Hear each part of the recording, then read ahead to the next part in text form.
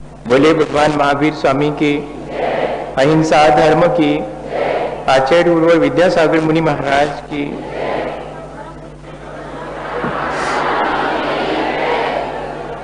बहुत दिनों के बाद एक बार मुझे लग रहा है कि हम सब जो अपरिचित होकर के भी बहुत परिचित हैं, मिल रहे हैं और इन आत्मीय सुखद अनुभूति के क्षणों में हम कुछ बात कर लें। बात हमें न समाज की विकृतियों की करनी है, न हमें राजनीति की विकृतियों की करनी है, हमें किसी की बुराइयों की बात नहीं करनी है। हमें तो सिर्फ अपने जीवन को अच्छा बनाने की, अपने जीवन के विकास की बात करनी है। हमारा जीवन अगर अच्छा बनता है, हम अपने जीवन का विकास कर लेते हैं, तो मानिएगा कि सारा परिवेश विकसित होता है, सारा परिवेश अच्छा और पवित्र हो जाता है। जीवन के विकास के लिए बहुत सारी बातें हैं, अपन थोड़े से में चर्चा कर लेते हैं। मैं आपको कोई उपदेश नहीं दे रहा हूं, मैं आपसे सिर्फ बात कर रहा हूं। हम सब जीवन के विकास के लिए चिंतित हैं, जीवन के उत्थान के लिए, जीवन को अच्छा बनाने के लिए। कौन ऐसा होगा? मेरे ख्याल से कोई नहीं होगा जो अपने जीवन को बुरा बनाना चाहे। यह बात जुदी है कि उसका जीवन बुरा बन जाए, लेकिन चाहता तो कोई नहीं। चाहते तो हम सब यही हैं कि हमारा जीवन बहुत अच्छा बने। हम ऐसा क्या करें जिससे कि हमारा जीवन अच्छा बन सके, हम एक बार खुद कह सकें कि हमने अपना जीवन बहुत अच्छे से जिया, तमाम विपरीतताओं के बावजूद भी, तमाम विषमताओं के बावजूद भी, और हम अपने जीवन को अच्छे से जी सकें। इसके लिए 3 बातों पर विचार करते हैं। सबसे पहली चीज, हम जो भी करें अच्छा करें और पूरी रुचि से करें। एक जगह लिखा हुआ है कि the best is the enemy of the good. बहुत अच्छे के चक्कर में कई बार बिगड़ जाता है ना। कैसे लग रहा है? कोई को ठीक से सुनाई पड़ रहा है? मुझे तो लग रहा है कि ठीक से नहीं सुन, मैं अपनी बात आप तक भेज पा रहा हूं। कभी थोड़ा इसका वॉल्यूम कम हो जाता, कभी ज्यादा। मेरा तो एक्सरसाइज रहता है वो वॉल्यूम, अभी इसमें कम ज्यादा होता रहता। अच्छा ठीक। कई बार ऐसा होता है कि सब ठीक रहता है लेकिन अपन को ठीक नहीं लगता ना, तो फिर सब कुछ गड़बड़ हो जाता है, ऐसे लगता है। मुझे लग रहा था कि ये कम ज्यादा हो रहा है। हम जो भी करें वो अच्छा करें और पूरे मन से करें, पहली चीज। दूसरी चीज, पूरी ईमानदारी से करें। और तीसरी चीज, जो भी करें बड़े विनय भाव से करें। देखिएगा ये 3 चीजें छोटी छोटी सी हैं, लेकिन हमारे जीवन के विकास के लिए, हमारे जीवन को अच्छा बनाने के लिए हमें मैसेज देती हैं। हम सब पढ़ने वाले लोग हैं, अगर हम पूरा मन लगा के पढ़ते हैं, पूरे इंटरेस्ट से पढ़ते हैं, तो हमें सफलता मिलती है। माँ घर में काम करती है, वो पूरा मन लगा करके घर का काम करे तो उसके घर के काम में सुंदरता आती है। दुकान चलाने वाला पूरे मन से, पूरी रुचि से ग्राहक को उसके मतलब की चीज उपलब्ध कराता है, तो उसे भी बहुत सेटिस्फेक्शन मिलता है। पूजा करने वाला आधे अधूरे मन से पूजा करे तो उसकी वो पूजा भी उसे उसके जीवन को अच्छा बनाने में मदद नहीं दे पाती है। और अगर वही उस पूजा के काम को बहुत मन लगा के करे, मैं सोचता हूं कि जो भी काम अच्छे हैं, उन अच्छे कामों को हम करते हैं पर पूरे मन से नहीं करते हैं, पूरी रुचि से नहीं करते हैं। अगर हम उन सब कामों को पूरी रुचि से करें तो वही काम हमें एक बहुत आत्मसंतोष और एक बहुत अंतरंग में, जिसको अपन एक भरा पूरापन, इनर फुलफिलमेंट कहें, वो हमें देने वाले हैं। हम कितना कुछ तो पा लेते हैं अपने जीवन में, लेकिन फिर भी कहां हम ये कह पाते हैं कि बस टू एनफ, बहुत हुआ। और वो जो हमारे भीतर प्राप्ति का आनंद है, वो जो हमारे भीतर प्राप्ति का संतोष है, वो नहीं आ पाता है। इसके लिए जरूरी है कि जो भी काम करें उस काम को पूरे मन से करें और ये मान के करें कि काम करने का ही आनंद मेरे लिए सबसे बड़ा है। Act must be total without fruition. हमने जो कुछ भी करा वो अपने आप में पूरा है, हमें उसका फल क्या मिला? वो जो फ्रूट ओरिएंटेड अपना एटीट्यूड है वो नहीं होना चाहिए। हमने अपना काम करा और बहुत मन से करा, उसका आनंद लिया। हमने पढ़ा, हमने पूरे मन से करा, पढ़ा, हमारी जितनी क्षमता थी उतना हमने पढ़ा। अब इसके बाद कितनी सफलता मिली ये हमारे ऊपर निर्भर नहीं है। हम तो सिर्फ अपने काम को बहुत बेहतर ढंग से और बहुत मन से कर सकते हैं। कितने लोग तो हैं, कितनी कितनी तो मेहनत करते हैं, लेकिन जैसा सोचते हैं वैसा कहां मिलता है? फल मिलता है क्या? तो जो मिलता है वो कम जान पड़ता है। हमें अपनी मेहनत कम नहीं जान पड़ती ना, मजा ये है। काश अगर हमें ऐसा लगने लगे कि जितना फल मिला है वो मेरी मेहनत के बराबर मिला है, मुझे इससे ज्यादा फल चाहिए तो मुझे मेरी मेहनत नहीं बढ़ानी पड़ेगी, तो फिर मुझे असफलता दुखी नहीं कर पाएगी। फिर मुझे लगेगा कि मैंने जितनी मेहनत की थी, जितना मन लगा के काम किया था, उतना मुझे उसका फल मिला है। एक नाई का काम करने वाला व्यक्ति अपनी दुकान पर बैठा है। लोग उससे पूछते हैं कि क्यों, जब तुम्हारी दुकान में कोई बहुत बड़ा आदमी आता है तो तुम्हें कैसा लगता है? और कोई ऐसे ही रास्ता चलते कोई मूर्ख सा आदमी आकर के और अपने कटिंग वटिंग करने के लिए बोलता है तो कैसा लगता है? तो वो हाथ जोड़ के बोलता कि बाबू, मुझे तो मेरी कुर्सी पर जो भी आके बैठता है वो साहब ही मालूम पड़ता है। और इतना ही नहीं, मैं तो जब उनके सिर के बाल उतारता हूं, उनके सिर की गंदगी को हटाता हूं, तब तक मेरे मन में विचार आता है कि मुझे भी ऐसी अपने मन की गंदगी को हटा करके फेंकना है। बताइएगा, एक छोटा सा नाई का काम भी इतने पूरे मन से और इतनी पवित्र भावना से किया जाए तो जीवन को कितना सुंदर बनाएगा। मैं ये नहीं कह रहा हूं कि हम कौन सा काम कर रहे हैं, मैं ये कह रहा हूं कि हम जो भी काम कर रहे हैं उस काम को हम बहुत तहे दिल से, पूरे मन से, उसी काम को अपनी हॉबी बना करके, पढ़ना हमारी हॉबी हो जाए। पढ़ना हमारी मजबूरी है आज के समय में कि क्या करें। फैमिली में सब लोग चाहते हैं, एटमॉस्फेयर ऐसा है कि पढ़े लिखे लोगों को ही सम्मान देता है तो दौड़ो। नहीं, ऐसा नहीं। ऐसा क्यों ना हम थोड़ा सा चेंज कर लें अपना एटीट्यूड और ये सोच करके कि ये ज्ञान प्राप्त करना तो मेरी हॉबी है, मेरा खुद का इंटरेस्ट है।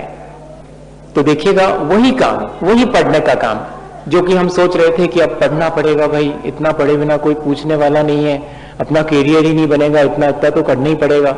नहीं, ऐसा क्यों ना हम ये सोच करके कि जब मेरे अंदर क्षमता है, मेरे अंदर एबिलिटी है, तो मैं उस अपनी क्षमता का, उस अपनी योग्यता का पूरा उपयोग कर सकूं।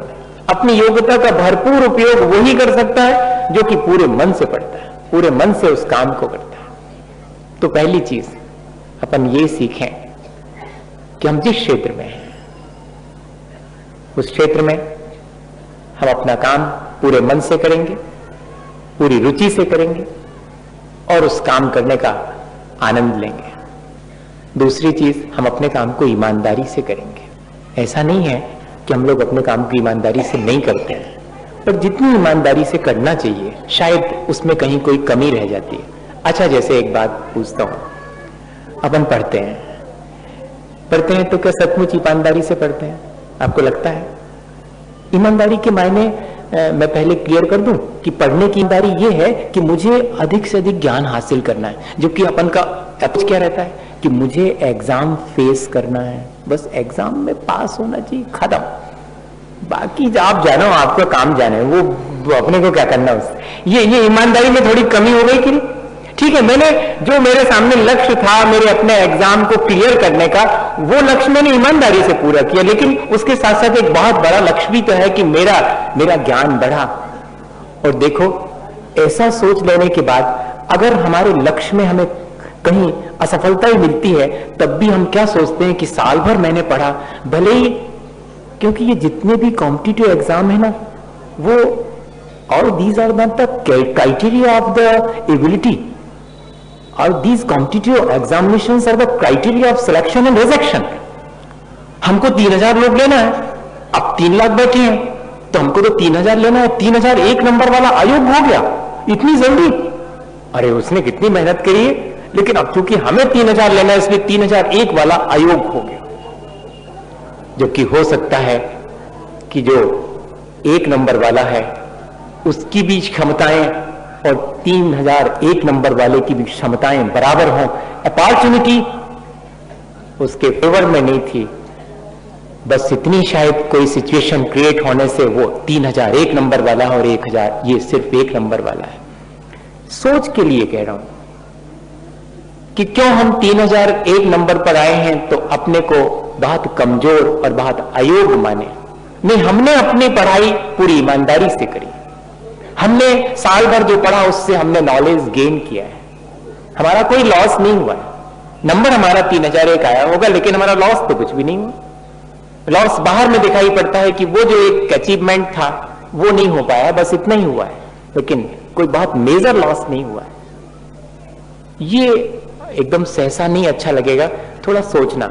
मैं सोचता रहता हूं तो मुझे लगता है कि अगर हमारा कहीं कोई जैसा हमने चाहा था वैसा नहीं होता तो हम कितना डिप्रेस हो जाते हैं, तो कम से कम उससे तो बच जाएंगे। कितना टेंस हो जाते हैं हम, कितना हम अपने आप से हार जाते हैं। नहीं, हारना नहीं चाहिए। हम थक जाएं ये बिल्कुल अलग बात है कि थोड़े थक गए हैं, कितना तो हमने मेहनत करी थी, लेकिन जो हमने सोचा था वहां तक नहीं पहुंच पाए, कोई बात नहीं, लेकिन हम हारे नहीं है। और छोटी छोटी चीजों से हार जाएं भैया, जीवन से तो नहीं हारे ना। कितना कुछ सुनने में आता है, आज की जरा सी असफलता में हम जीवन से हारा हुआ मान लेते हैं अपने आप को। ऐसा नहीं करना। हम छोटी किसी उपलब्धि से वंचित रह जाएं तो वो हमारी पूरे जीवन की हार नहीं होनी चाहिए। हमने अपना काम चूंकि ईमानदारी से किया था, इसलिए हमें उस काम का संतोष है। एक घोष बाबू थे बंगाल में, उनका एक छोटा सा प्रेस था, तो वो एक छोटी सी बुकलेट उनके पास छपने के लिए आई, तो वो थोड़ा सा देख नहीं पाए। उनके जो कर्मचारी थे उन्होंने उसकी प्रूफ रीडिंग में कुछ थोड़ी गड़बड़ी कर दी और 2-4 कमियां भूले रह गई। जैसे ही वो मालूम पड़ा घोष बाबू को तो बड़े दुखी हुए, और जिन्होंने वो किताबें छपवाई थी, चटर्जी थे वो, तो बोले घोष बाबू अब कोई बात नहीं, 2-4 भूलें रह गई हैं तो क्या फर्क पड़ता है, दे दीजिएगा, मैं ऐसे ही बांट दूंगा। उन्होंने कहा नहीं, 3 दिन ठहरिएगा, 3 दिन और मुझे दीजिएगा। ठीक है, 3 दिन बाद चटर्जी जी आए तो बोले कि बुक्स हो गई हमारी, हाँ ले जाइएगा। देखा तो उसमें कोई भी गलतियां नहीं थी, अब एकदम बढ़िया थी। मालूम पड़ा कि घोष बाबू ने पूरी किताब अपनी तरफ से फिर से प्रिंट कराई, 2000 कॉपियां। तो चटर्जी जी बोले कि अरे आपने इतनी मेहनत करके और इतनी कीमत चुका करके और काहे को इन 2-4 भूलों के लिए अपना इतना नुकसान करा, ऐसे ही दे देते क्या फर्क पड़ता, 2-4 भूलें किताब में रह गई तो ऐसे तो रह ही जाती हैं। तो मालूम उन्होंने क्या जवाब दिया कि ये किताब 2000 लोगों के पास पहुंचती, और जब वे उसमें छापा खाने की, प्रेस की गलतियां देखते तो उन्हें क्या लगता कि देखो घोष बाबू के प्रिंटिंग प्रेस में बहुत प्रूफ की गलतियां हो जाती हैं, ये तो अच्छा प्रेस नहीं है, मेरा वो बहुत बड़ा नुकसान था, ये 2000 कॉपियां मुझे फिर से छापना पड़ी, ये बहुत बड़ा नुकसान नहीं है, मेरा बहुत बड़ा नुकसान था कि मेरी अपनी ईमानदारी पर लोग उंगली उठाने लगते हैं। मैं अपना काम करूं, उसमें कोई एरर, मेरा जहां तक सोच है कि 0.1% भी एरर नहीं होनी चाहिए। अगर होती है तो हमें बहुत सैर्स उसको स्वीकार करना चाहिए, यही हमारी ईमानदारी है। और उस अपनी गलती को निकालने के लिए हमें प्रयत्न करना चाहिए। तब हम कोई भी काम करेंगे, देखिएगा फिर उस काम में कितनी सुंदरता आती है, वो काम हमारे जीवन को कितना अच्छा बनाता है। और तीसरी और आखिरी चीज, आज आपसे इतनी बात करूंगा। मुझे लगने लगता है कि मैं आपको बुला करके और आपको कोई बहुत हैवी डोज तो नहीं दे रहा हूं। आपको लगेगा कि अच्छा इसलिए बुलाया तो इतनी सारी बातें हम पर थोपने के लिए। नहीं भैया, मैंने तो आपसे प्यार के लिए बुलाया था कि अपन बैठेंगे और बात करेंगे। आपकी प्रॉब्लम्स होंगी, मेरे से बनेगा मैं सॉल्व करूंगा, आपकी मदद होगी, मेरे से बनेगा मैं करूंगा। मैं आपको कोई बहुत बड़ी चीज करने के लिए नहीं कह रहा हूं। आप जहां हैं वहां अच्छे से करिए। आप जो करते हैं आप ईमानदारी से करिए, और जो करते हैं वो पूरी विनय से करिएगा। क्योंकि हम ही नहीं है करने वाले, हम ही पढ़ने वाले नहीं हैं। हमसे पहले भी बहुत लोग हुए हैं जिन्होंने बहुत बहुत पढ़ा है। हमसे पहले ही बहुत लोग हुए जिन्होंने अपने जीवन को बहुत बहुत अच्छा बनाया है। इसलिए उनके प्रति हम कृतज्ञ हैं, क्योंकि उन्होंने हमें मार्ग दिया है, उन्होंने हमें प्रेरणा दी है। इसलिए हम जो भी काम करते हैं उस काम से पहले पूरे विनय से भर के उस काम को करते हैं। उन सबको याद करते हैं जिन्होंने हमें अपने जीवन को अच्छा बनाने की प्रेरणा दी, जिन्होंने स्वयं अपने जीवन को अच्छा बनाया, उनके प्रति विनय। कन्हैयालाल मिश्र प्रभाकर हुए, उनको मैं पढ़ रहा था, उसमें लिखा कि वो बाजार से 2-4 अगरबत्तियां खरीद करके लाए और अगरबत्ती ऐसे हाथ में पकड़ के खड़ी करके और उसको जलाने की कोशिश की। एक तीली खत्म, नहीं जली अगरबत्ती। दूसरी तीली खत्म, नहीं जली अगरबत्ती। तीसरी तीली भी, अब कितनी जलेंगी तीलियां? तो एकदम उनको ध्यान में आया कि अरे इनको जरा ऐसे पकड़ के जलाएंगे तो कैसे जलेंगे। तो जब अगरबत्ती को झुकाया और फिर जलाया तो अगरबत्ती बहुत जल्दी जल गई। हमारा जीवन भी रोशन होता है। कब रोशन होता? अकड़े अकड़े नहीं होता, झुकने से होता है। मोमबत्ती नहीं जलती अकड़े अकड़े तो। हम अगर अपने जीवन को अच्छा बनाते हैं तो हम झुक करके बनाते हैं। मैं झुकने को कमजोरी नहीं मान रहा हूं। हम हर जगह थोड़ी झुकते हैं, हम बेईमानी के लिए थोड़ी झुकते हैं, लेकिन हमारे अंदर सम्मान है ईमानदारी के प्रति, अपने काम के प्रति। अपने से पहले जिन्होंने ऐसे अच्छे काम किए उनके प्रति हमारे मन में सम्मान है, उनके प्रति हमारे मन में विनय है। मैं आपसे जगह जगह झुकने के लिए, जगह जगह माथा झुकाने के लिए नहीं कह रहा हूं। मैं तो अपने काम के प्रति मेरा सम्मान है, मेरा आदर है, मेरी विनय है, और जो अच्छे काम में लगे हैं उनके प्रति भी मेरी विनय है। अगर ये हमारे मन में विनय का भाव बना रहे तो फिर देखिएगा हमें अपने पढ़ने का या हमें अपने और दूसरे काम करने का कितना आनंद आता है और हमारा जीवन कितना भरा पूरा और हमें अच्छा मालूम पड़ता है।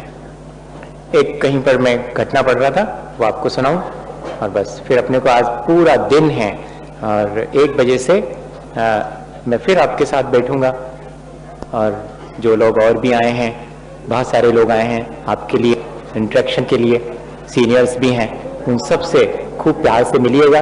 4 बजे अपन बैठेंगे, फिर क्वेश्चन आंसर्स के लिए क्विज थोड़ी देर करेंगे 15-20 मिनट, फिर करियर काउंसलिंग। मैं पूरा प्रोग्राम जैसा सोचता हूं वो आपको बता रहा हूं। पूरे दिन अपन बस इसी तरह से, लेकिन कहीं कोई मन पर बोझ नहीं लीजिएगा, बहुत पूरे मन से, पूरे उत्साह से, और हमें कुछ गेन करके यहां से लौटना है। हम यहां से अपने जीवन को अच्छा बनाने की प्रेरणा लेकर के लौटेंगे और बेहतर ढंग से फिर से एक बार फिर लौटेंगे कि हाँ, कम से कम आपको इतना तो करना चाहिए। हमारे लिए बताने के लिए नहीं लौटेंगे कि हमने इतना इतना कर लिया। मैं तो मानता हूं कि अगर हम इस तरह से अपने काम को करें तो हम जरूर से इस बात के लिए उत्साहित होंगे कि हम बताएं कि हमने, हमारे जीवन में कभी ऐसा नहीं होता कि कुछ हम ऐसा करें जिससे कि हम किसी को बता सकें कि हमने देखो इतना ऐसा करा। आप आज के समय में ये कहां मिलता है अपने लिए कि हम किसी को कहें कि हमने ये अचीवमेंट किया और दूसरा हमारी पीठ थपथपाए। हम ये लेकर के लौटे कि अगर किसी ने हमारे किसी छोटे से छोटे गुण को भी सराहा है तो हम भी अपने आसपास के परिवेश में कोई छोटा सा गुण किसी के भीतर देखेंगे तो उसको सराहेंगे, उसकी प्रशंसा करेंगे, उससे प्रमोट करेंगे। और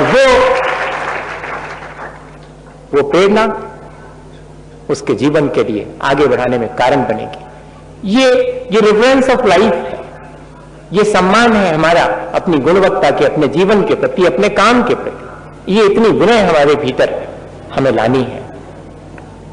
एक